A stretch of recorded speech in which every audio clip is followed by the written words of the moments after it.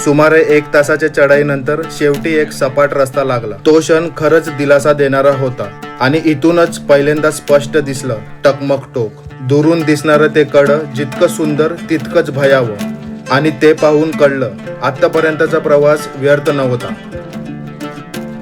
इथे एक छोटा टिप, सरळ पायऱ्या चढण्यापेक्षा असं झिगझॅग चालताना चढलं तर शरीरावरचा ताण कमी होतो। मी मागच्या 3 वर्षापासून ट्रेकिंग करतोय आणि ही टेक्निक लांब चढाईसाठी खूप उपयोगी पडते। ऊर्जा वाचते आणि चढाई थोडी सोपी वाटते। पहिल्यांदा कठीण वाटतं, पण एकदा रिदम लागला की चढाई खूप स्मूथ होते। आणि शेवटी आम्ही पोहोचलो रायगडाच्या भव्य महादरवाजाशी। हा दरवाजा फक्त प्रवेश नाही, ही आहे स्वराज्याची राजधानीची ओळख। दोन्ही बाजूला उभे असलेले भक्कम बुरुज आणि मध्ये लपलेला हा दरवाजा शत्रूला सहज दिसू नये म्हणून अशी त्याची रचना करण्यात आली होती। या दरवाज्यातून आत पाऊल टाकल्यातच एक वेगळीच भावना मनात दाटून येते, कारण इथूनच कधीकाली महाराजांनी स्वराज्याचा कारभार पाहिला होता।